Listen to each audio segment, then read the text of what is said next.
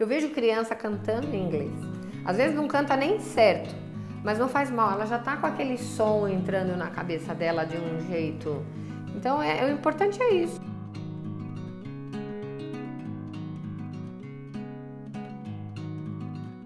Meu nome é Kátia Sorger, eu sou formada em Linguística na Unicamp, e depois fui para a Austrália e estudei Educação na Austrália, trabalhei com criança em playgroups na Austrália durante 7 anos. Então, eu fundei a escola em 98, foi logo que eu voltei da Austrália e a ideia foi montar uma escola bilíngue porque eu tinha uma filha pequenininha de 2 anos, são 3 filhos meus, mas a pequenininha de 2 anos a gente veio morar aqui na Zona Leste e a Zona Leste não tinha nenhuma escola bilíngue para eu dar continuidade nesse inglês que a gente tinha chegado, né? A pequenininha ia ser a única que não ia ter o inglês. Então eu resolvi montar a escola, porque levar na Zona Sul, que era onde tinham as poucas escolas bilíngues que tinham aqui no Brasil há 16 anos atrás, era muito cansativo, muito desgastante para ela. Então eu resolvi abrir aqui na Zona Leste para dar continuidade no inglês da minha filha. Bom, eu acho que é fundamental hoje a segunda língua, o inglês como uma segunda língua. Não é mais opcional. Eu acho que todo mundo deveria ter o inglês como uma segunda língua. Eu sempre falo que o Brasil não é um país bilíngue, nunca foi. Talvez até na época da minha mãe foi mais, uns anos atrás, quando eles ainda estudavam outras línguas como o francês, o latim, mas depois, na minha época, não era, né? E o Brasil, na América do Sul, é o único país que não fala espanhol. E poderia ter sido um país que tivesse ensinado espanhol para as crianças. Então, já para começar, num país, numa América Latina inteirinha, o Brasil é o único país que não fala espanhol, né?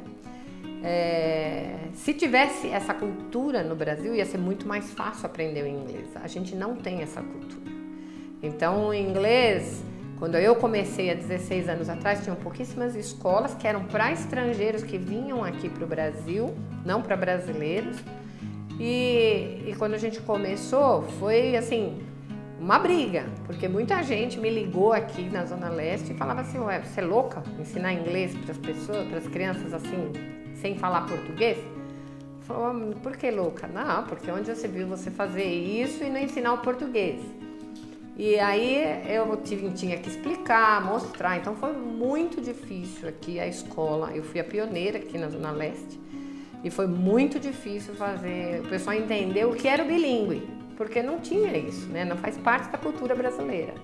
A gente colocou o Cambridge quando eu comecei o fundamental, porque eu senti uma necessidade dos pais que não têm o inglês como língua, ou nem o básico às vezes, porque a gente tem a maioria dos pais aqui não tem o inglês, de sentir o quanto a criança estava sabendo do inglês. Aqueles que não viajavam não conseguiam mensurar isso, né? Então, às vezes veio um pai aqui uma vez e falou assim: ó, eu quero te pedir desculpa, mas eu levei meu filho para fazer um teste numa outra escola de inglês para ver o nível do inglês dele. E eu falei: desculpa, porque ele falou: porque você fala para mim que ele fala inglês, mas eu não consigo, porque eu não falo inglês, eu não levo ele para lugar nenhum para falar inglês e não consigo saber o quanto ele fala. E aí ele falou: eu quero te dar o parabéns, porque a escola lá falou: ó, fica onde ele tá, porque ele sabe muito inglês, ele não tem nem classe para essa criança aqui. E aí eu achei que era um jeito de fazer o pessoal entender e ter mais uma garantia, porque eu sei o que eu falo com as crianças, as professoras falam, mas não tinha alguma coisa que falasse de fora, né? Que falasse: não, essa criança sabe falar X de inglês.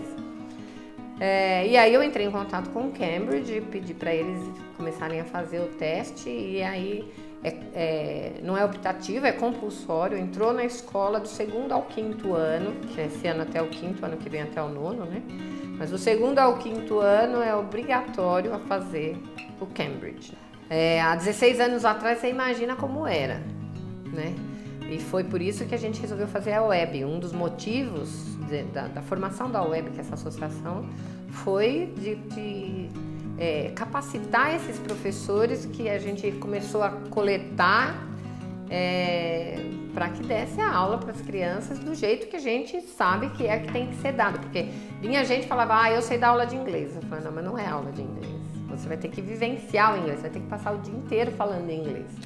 E foi muito difícil no começo. Então a gente criou a web e trouxe bastante gente para ir capacitando os professores que a gente tinha. Porque ou tinha pedagogia e não tinha inglês, ou tinha inglês e não tinha pedagogia, e um precisava do outro, não tem essa. Você tem que ensinar, você tem que ter pedagogia, e falar inglês você tem que ser fluente, então não tem jeito. Hoje em dia ainda é muito difícil, porque, como eu disse, não tem essa cultura aqui no Brasil, e aí o pessoal, para falar o dia inteiro inglês, tem que ser alguém que goste demais e que seja fluente, caso contrário não fala. Fica, enrola, fala um pouquinho, fala, o inglês que eu falo tá bom para criança. Eu falo, não é assim, né? Então, a gente também fez uma parceria com o Cambridge, fez uns certificados de teaching, que é TKT, que chama, é um certificado do Cambridge, que eles fazem umas provas, uns testes com as professoras de inglês pedagógico. Então, é ensinar inglês no inglês, entendeu? Então, todas as minhas professoras da educação infantil têm, que são as professoras que só falam inglês, e do fundamental, as professoras de inglês também têm. Acesse o Acha o Curso, procure o melhor rumo para a sua carreira e encontre conteúdo inteligente sobre educação.